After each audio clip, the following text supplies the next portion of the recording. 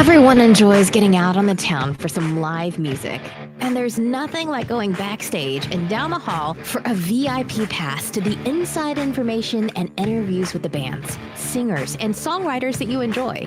Welcome to Hall Around Town Radio's Backstage Hall Pass, a showcase of homegrown talent, mixing independent music with personal interviews and a behind-the-scenes look at our music community. Backstage Hall Pass is your front row center seat to some great conversation with the area's most talented artists. Whether you like rock, blues, folk, country, or R&B, Backstage Hall Pass delivers you a daily dose of the stories behind the music. And now, here's the host of our show, Scott Hall.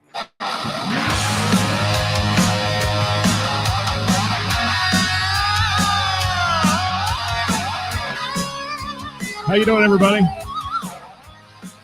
Welcome to the program on a Wednesday. Working for the weekend, and I want to see a show. I flip on the book of face. Yeah, I know where to go. There's a man over there into the music scene, showing lots of love for the community with great advice. I know who I should go see. So all around town radio show, that's where I go for the latest band info. Hey, everybody. Welcome to Whatever Wednesday here at the Lung Ward. I'm still raspy and nasty. I am natty with this respiratory thing. Respiratory. There we go. How y'all doing today? Welcome to the program. We had a killer program yesterday, man. What great comments by the audience out there. It was fantastic. And I had neglected yesterday to throw this up on the screen. But again, remember, the views and opinions expressed in this program and all of our programs are those of the speakers and don't necessarily reflect the views or positions of our sponsors or any entities that they may represent. Yeah, that stuff. That's my disclaimer out of the way. Hey, we're talking about today something fun. Had a little band cancellation this morning because of illness.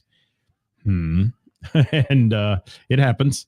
I will tell you, Wednesday with the band is booked the rest of the month, though. I've got Ryan Schwab coming up next week, who's going to talk about his Schwab Fest and all that going on. That'll be at noon on Wednesday. And then Mr. Jim Cuesta on the 17th will be with us talking about his new project, the Genesis project that he's got going on.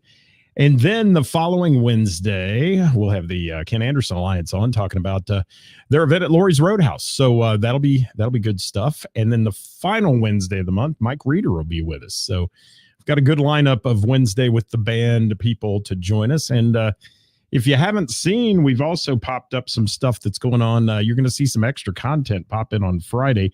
Not sure yet if it's going to be live or if it'll be just videoed and then come onto the screen for you on Fridays. But we're going to be bringing you an occasional Friday venue visit, and we're going to introduce you to some new venues out there and their owners and what they got going. So that'll be kind of fun as extra content thrown in on our YouTube channel and maybe a link to Facebook, but I think it'll be more a YouTube show. It will. All right, let me say hi to some people. Hi, Glenn, checking in first on the YouTube channel. The lovely, beautiful, talented Gina McCann in the house. Thank you, Gina, for being with us. Tom Braun is here. How you doing? Debbie, thank you for joining us today. Good to see you. What's Mike Sievers got to say? It is hump day. Hump day. Thanks for being here. Don Hudson in the house. Good day, Don. Good day. I loved your comments yesterday on the show, too, Don. You were spot on with a lot of those. Thank you for that. And, I will say, please, if I offended anybody, and I got a couple little hate messages about people that are trying to book bands, wasn't intended to be against booking agents. If you want to do it, do it. I'm just telling you from my experiences and Karis's experience if somebody approaches us as a booking agent or says, I'm an agent for the band, a lot of times it just doesn't lay well. I want to talk to the band. She wants to talk to the band. So keep that in mind. And I don't, a lot of people ask, why don't you book bands? I'm not doing it. And that's not my job. And that's their job as a band to book themselves and to represent themselves. So that's just a little bit of the disclaimer on yesterday's show. Hi, Bill. Hi, Connie. Good to have you with us today. I haven't seen you in a while. Hope you're doing well. Dewey Cole in the house. Happy New Year belated as well to you, Dewey. Good to see you on here with us. So today, guys, we are talking about some popular singers out there, and I want your input. This is an interactive show. Popular singers whose voices you just can't stand. You just don't want to listen to them. I mean, my number one comes to mind is Celine Dion for me. I'm just not a fan of her voice and her inflection and singing style and all that. And, we're not starting out the new year dogging on people. It's just a fun topic to talk about. Somebody sent it into the show and I thought, that's a good one. Let's chat about it. It's not really a hot topic Tuesday, but it's something we could do on a fun Wednesday.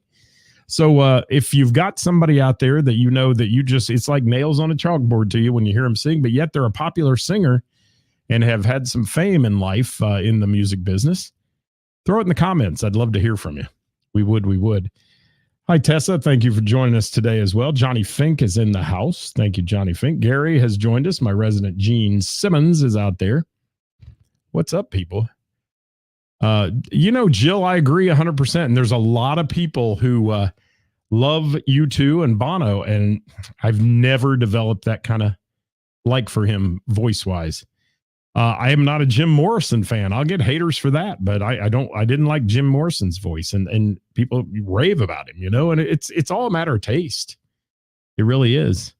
And Gina says not a huge fan of Darius Rucker. Okay. And like I said, guys, this is not pointed at any one person today. It's just a matter of what your personal preference is. And there's, I could have put this in a lot of ways, who do you turn off the radio when you hear them come on, or, those kind of things, or switch channels and all that. But we're just looking for somebody who, when they get on the earwaves here, as we call them, you're like, no, can't do it. Don't want to do it. Just not a fan. And that's what we want to hear today. I'm interested to see who all of you have there.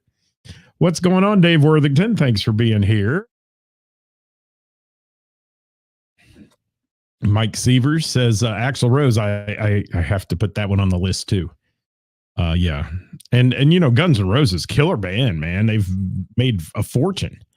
And killer band. And Axl was unique, and he was an acquired taste, just like, Brian Johnson of AC/DC, as Dewey and I are thinking alike.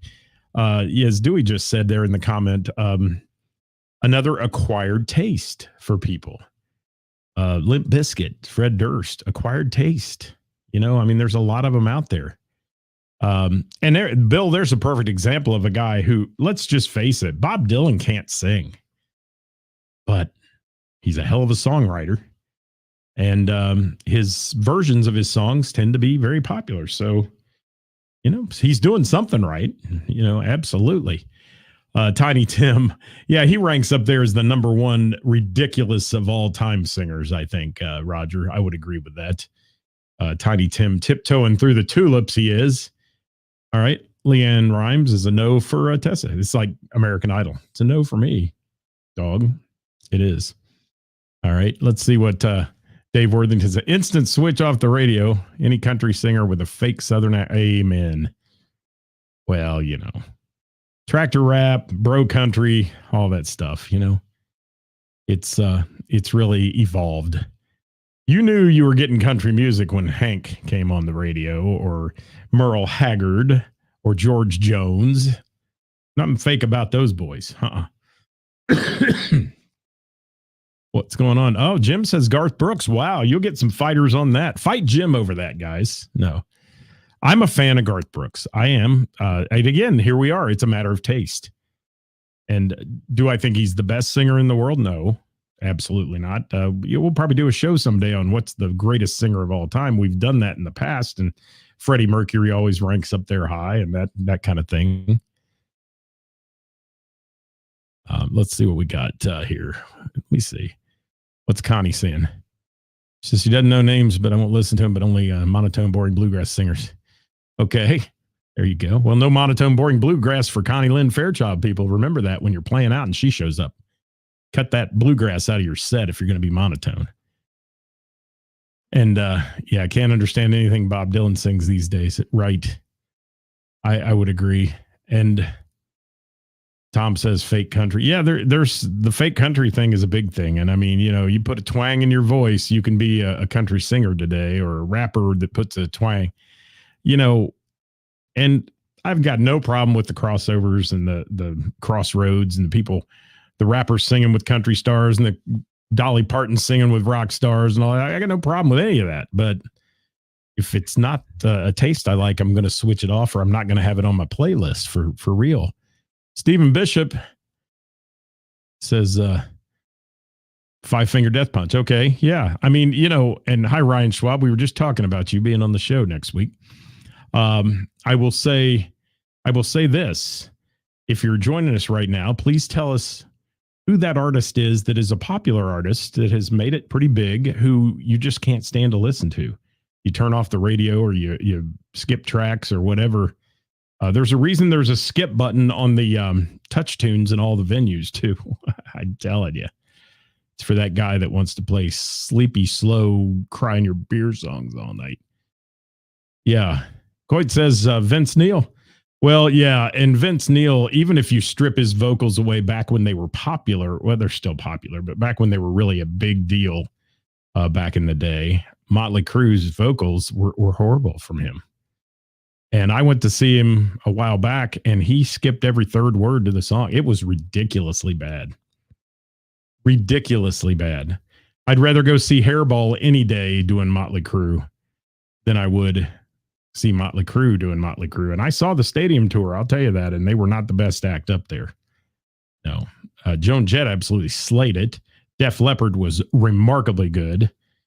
And Brett Michaels always puts on a good show. He does about 50 minutes, but that's all he's got in him now. But he'll do 55 minutes worth of great songs. And CC DeVille was actually acting sober. So I think that was good too. But no on the Vince Neil voices. And, I know some people that do production, and, Vince has some big backup singers in the back of the room. You never see them, but they're back there. So did Ozzy Osbourne. I did a show with Ozzy one time, and he had ghost singers in the back. And, he didn't deny it. I mean, hell, he'd go out there and dance around on the stage while he was singing, which was quite remarkable how he could teleport his voice from one side of the stage to the microphone. Pretty interesting. What do we got here? David Park says Guns N' Roses. There's 2 votes for Guns N' Roses' Axl Rose today. Yep. And Glenn, I couldn't agree more. Any artist that uses auto-tune is that is the most annoying sound to me in the world. It really is. And it just proves nowadays, and with AI and everything else, anybody can sing. If you got a pretty face, man, even if you don't have a pretty face, Jelly Roll, you can do what you want. Now, I'm not knocking Jelly Roll because I think he's the genuine deal, but I'm saying you don't have to be pretty, but certainly if you want somebody to tune your voice in, they can. But that's the problem with what happens when you go live. And I saw Madonna years ago, and Madonna was god awful in the open setting live. She was terrible, out of tune, just, and she kept holding her in-ears. Maybe her ears weren't working right or whatever, but still, it's just, she was terrible. You ever seen Mariah? Did you see Mariah Carey do the New Year's Eve bash a few years ago? It was so pathetic. It wasn't even funny. I mean, yes. And Kara says Bono, Sam Smith, Louis Capaldi, and Adele. Oh, that's an interesting one. Adele, because lots of people love her voice. Interesting. But again, personal preference there. I have not heard Dylan's Christmas album, Tom. Tell me about it. You said yow. Is it bad or is it good? Is it nails on a chalkboard? Bad? Hi, Scott Bennett. He says Sam Smith. Okay, there you go. Gary says David Lee Roth was good back in the day, but now horrible. Yeah, I mean, it's like some of these guys should have hung it up when the getting was good, And unfortunately, Vince Neil's another one of those who's just not got it today. Third Axel, Melody, thank you for that. What's George got to say? Oh, yeah. Well, Yoko broke up the Beatles. That's all I got to say. Yoko Ono should have never sang a song in her life. I mean, that'd be like me getting on stage. No. Negative. Oh, Tom says it's bad. Okay, thank you, Tom. I will have to go listen to it now. And Coit says Mariah Carey is awful. Yes. So I've got some on my list. One being riding on, I guess, the auspices of the Mickey Mouse Club crew and all that stuff. But I got to say, for one, that one of the worst singers of all time, in my opinion, was Jessica Simpson. She was awful. That's Scott's opinion only. You can fight me on it if you want. I'd love for you to fight me on it and tell me why you think it's good. And they said like Frank Sinatra, Mariah Carey, Otis Redding, Adele, all of them have the ability to transform a song into what people love.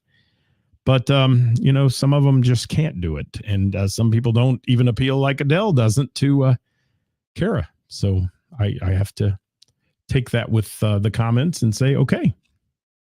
Dave says Joe Cocker is actually worse than when John Belushi impersonated. God love Joe Cocker. I got to see him right before he died. And he was doing a little help for my friends at the end, and he jumped in the air and jumped about a quarter inch off the stage, and they helped him off the stage. But it was pretty poor. It was. Poor Joe Cocker. Rest in peace, Joe. All right. Debbie Manning says, don't forget, shameless plug. Here's what she's saying. All the blues fundraiser this Sunday at the Bell and the Bear. Yes, CFG and the family, Jimmy D. Rogers there and all that fun stuff going on at the Bell. Great bands, raffles, and more so they can make some money to go to Memphis. We certainly support that for both of those acts. They're fantastic. Both of them are fantastic. They are. Kara says Adele can sing. She doesn't like her music. There, I muted that so you didn't have to listen to it. Yes. Ryan says he forgot all about her. All right. Dylan and Joni Mitchell. Okay.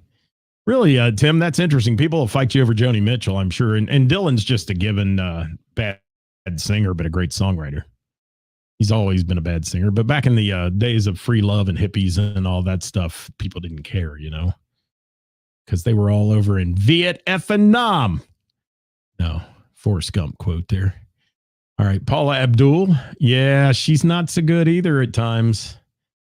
She dances better than she sings. I will say that. She was a fly girl, I think, on Living Color at one point. Yes, I've seen that, Roger. Hideous. Yoko should never sing. Oh, Mike going to fight some people with Janis Joplin. All right. I hear you. Everyone ages different, Stephen Bishop says. I love Stephen Bishop. He's got great philosophies and is often brutal on vocals. Yeah, and I agree. Know when to fold them, man. And there's been a lot of great singers, but you cannot put that kind of strain on your voice for that many years. Listen to me. You cannot put that strain on your voice for that many years and expect to survive it. I don't care how many vocal warm-ups you do and all that. I listened to Dave Moody, our friend Dave Moody, who's in Hairball now. And when he was with Thunderstruck, man, his pregame warm-up was amazing to me to listen to backstage.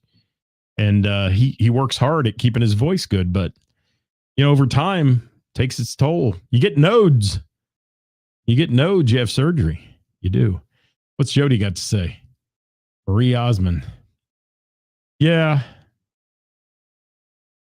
Riding on the Osmond brothers, her brothers. She was. I mean, not literally, but you know what I'm saying. Just, coming along with them and doing her thing. And now she's selling Jenny Craig or whatever. Jimmy, that's a great comment. Thank you. It's blank. Yoko Ono. If her voice had smell, it would be a turd. Really? Dave Worthington, covered in burnt hair. Where do you come up with this stuff, Dave Worthington? I love it. All right. Can look at only when the artist was old or had a bad performance. Can't look. Yeah, I agree. I mean, do you really think, though, Tim, that Vince Neil was ever good? I'm going to ask you that. I'm going to ask that question to our viewers. Do you ever think that Vince Neil was really good at his craft? I mean, he was a performer. He was dancing around on stage, slinging his hair, doing all the stuff that metal guys did and glam rockers did back in the day. But do you think he ever had a good voice? And little Jameson will help the cough. Thank you, Gary, for that diagnosis. Jameson and Mucinex. It's the household cocktail this week. It is. All right. What else we got? What's Toy got to say? Rick Kern for some great vocals, maybe. Well, thank you, Toy, for that shameless plug for the Bell and the Bear and Rick Kern tonight. Tim Blankeny. They have talent and must respect it. Okay, I agree with you, Tim. I mean, I do respect them. They've made a lot of money. Like I said at the beginning of the show, I'm just saying my personal preferences. And, Ozzy Osbourne's one, man. He was, in his day, his vocals and everything were great. But a lot of people say he had one of the worst voices of all time in rock and roll. He makes all the lists. He does. Survey says we surveyed 100 people and asked them this question. Give me a bad voice in rock and roll, and Ozzy comes up. Toy loves messing with Rick. Old Diana Ross. Yeah. Diana Ross had a good voice, I think, at one time. I don't know. She's another one that, the Supremes were a big hit. They were when she was with them. Joni Mitchell and Janice, not enough to fight you. And yeah, Janice's voice, or Joni's voice is going these. Well, yeah, and you expect that. I mean, I give him a free pass for being old, but I think whoever said it earlier, Stephen Bishop said it, time to hang up the old cleats at some point, don't you think? It is. It is. Dave Worthington loves Crosby, Stills, and Nash, and Stephen Stills sounds awful now. Well, yeah. And there are singers. Huey Lewis gave up singing because of going deaf. And, a lot of those singers back in the day, there wasn't in-ear monitors to protect your hearing, any of that stuff. It was all wedge monitors cranked up louder than the audience and all that. So a lot of damage went on there, both vocally and hearing wise. And Toy says Vince was good on the first album. Have you ever gone to any of those sites, Toy, though, that strip the vocals off and listen to just his vocal? Back in the day, even on all the hits, the big albums and that for them, it's interesting. And I love Motley Crue. I do. I love Motley Crue. I love their music. I love the whole energy about it. But yeah, I won't argue with anybody that says Vince didn't have the best voice in rock and roll. Tom says any of the AC/DC vocalists. Danzig can't sing good anymore. Why is it that it's always anymore too? Like everybody says that they used to be good and now they're not. What do you think happens? I don't know. And Douglas said Vince did back in the early. Okay, that's 2 for the early days on Vince. And Tim says it was the time Vince and Dave were performing not great vocal. Yeah, well, first of all, I'm not going to argue with anybody about the fact that those guys were stage performers, and live, in order to run that stage the entire show and do all that and also sing is admirable. I mean, it is, but it can take a lot out of you. Jill says Neil Diamond sounds atrocious now. Wow. There's another one for now. They used to be good, but now they're not. Roth these days, Tom says. Thank you, Tom. Yes. And Gary will fight me on this one, but I'm going to tell you that last few times I've heard Kiss, Paul Stanley, it was a shame. And, again, Paul was never a strong vocalist back in the day, but their songs were good. And, they're rock and roll songs that everybody related to and all that. But Kiss, the last few times I've seen them, the vocals have been poor or tracked, one of the two, and I'm just going to leave it at that. What's Randy got to say? I just hear something bad or even sad. Listen to Bobby Kimball of Toto trying to sing Africa. Yeah, what happens to everybody? I mean, here's Mike who's going to give us the opinion here. I love that. The voice is a muscle that degrades with age. Thank you, Mike. I couldn't agree more. Yes, and Stephen Bishop. He has an unpopular theory concerning vocalists. Too many musicians that want to play, perform, create demands a draw, potentially overdrawn pool of singers. I also think it may have helped create the Cookie Monster. I love it. I love it. Thank you. What's happy hour today, Stephen Bishop? That's what I want to know because I need something. I do. Yeah, I mean, how bad did you beat yourself down? I mean, Steven Tyler always had that raspy voice, didn't he? And I think still today, I mean, he's having vocal issues now, but still today, he sings the same way he did on all their songs. So I don't know. What causes the disconnect to go out of key? That's interesting. Margaritas for Stephen Bishop today. Well, happy Cinco de Mayo. Yeah. And I think we've all agreed that the worst ones are when they get older. And Gary said that too about Paul Stanley. Iggy Pop was one that I never related to vocally wise. Yoko Ono can take a jet straight to you know where. She was awful. And here's one some people might fight me on, but I'm going to say Britney Spears too. Britney Spears, overrated vocalist. Never, she was processed in the studio pretty heavy. And, they used to call her the Princess of Pop and all that stuff. But I don't know. Where would Britney be without autotune? Somebody tell me that. Because that was heavily used in hers, like Jessica Simpson's work and all that. So obviously she's ranking up there. Bob Dylan's on my list. Yeah, I don't know. Let me see what else I got here. Anything good? Cardi B, she's a new one out there. Can't sing a lick. Might like her music, but no. And one that I'll get fought on too is Kesha. It's a new artist, and I really don't think she was at one time one of the 10 top grossing musicians in the world. And in Scott's opinion, not the best singer. She seems to be a nice person, but that's it. And here's one that you may agree or disagree with me on. Let me see who else we got.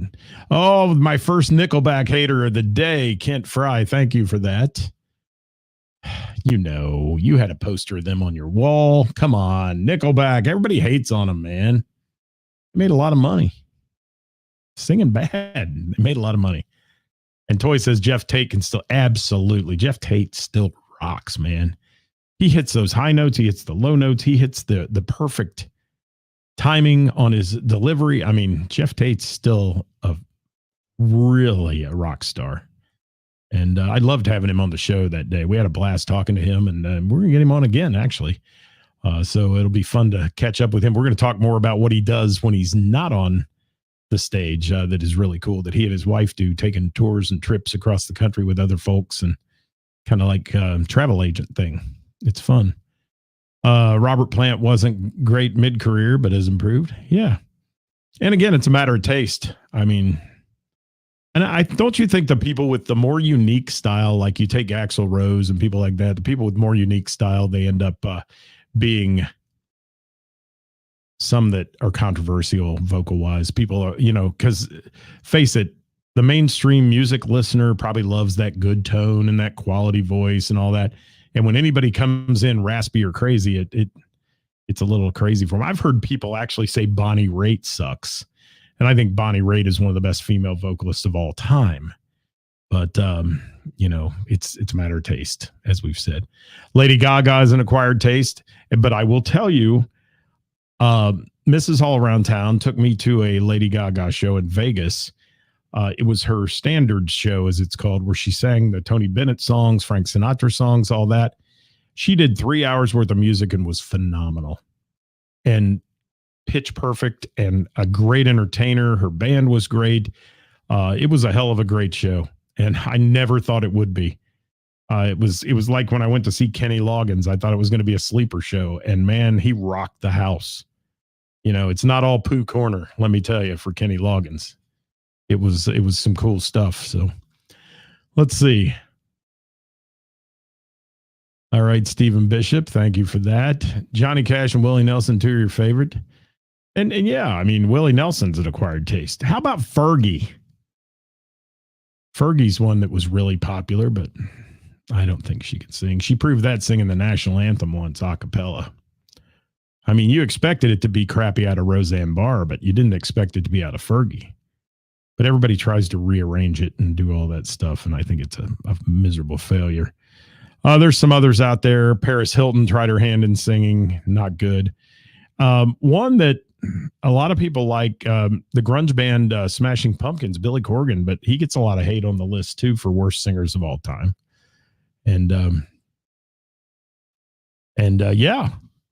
Jill says Kenny Loggins lost his voice but went back to taking voice lessons and learned more control. Absolutely. And the voice lessons he took and the muscle memory and all that really worked for him because he was great. He really was. We just got a couple more minutes here to go today, guys. I appreciate you stopping in on Whatever Wednesday. Just something to talk about today and have some fun with.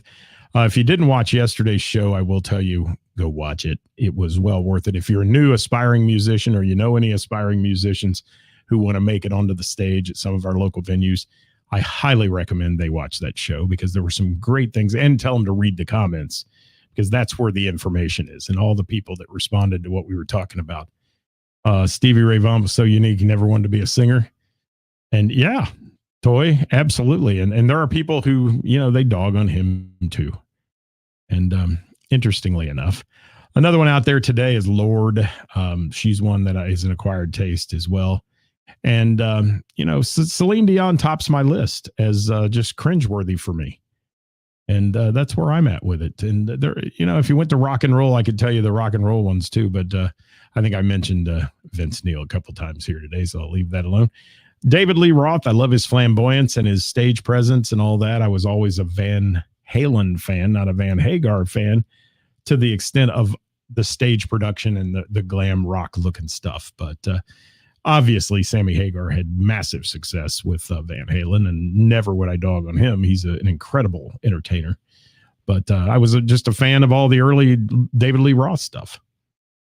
It was good. It was good. And thank you, Jill, for that. I appreciate that. And Toy, thank you so much. When we don't have a band, we'll do something fun on a Wednesday like this once in a while. And I want you to join us tomorrow, though, at 5 o'clock. We have Who's Playing Out. It's brought to you by Froggies in Monroe, Ohio. It's a list of the best musicians and venues in the tri-state and who's playing out for the next week and where they're playing. So if you have a musician you'd like to get involved in that list, have them slide into our DMs, send us a message. We'll get them involved in one of our gig submission groups, and they can send us their stuff each week or just randomly whenever they choose. And we'll add it to the list. And the list gets published on the Warren County Post, which is an online newspaper as well. So it gets seen by a lot of people. Last week, 3.4 thousand people watched that show. So we're proud of that. So thank you all for that. Not the biggest ever, but it's good numbers. It is. And thank you, Melody, for being here. Jody, thank you so much. We appreciate you. And Janice, Joe, Axel, early Diana. She's good with. Okay. Well, if you're watching after we're live, guys, please drop a comment in there. Let us know who your nails on the chalkboard singer of all time was. I think we missed quite a few in there, but if I was waiting to see if anybody said a few, but we'll leave it at that. And damn it, Tim, I'm a doctor, not a singer. Yes, you're a doctor of guitar, Toy. You are, but you can sing too. Thank y'all. Rockstar band. Yeah. Good stuff right there. So join us tomorrow, guys, 5 o'clock live. Until then, get out and support some live local music tonight and the bands and venues that bring it to you. We'll see you next time here at All Around Town Radio.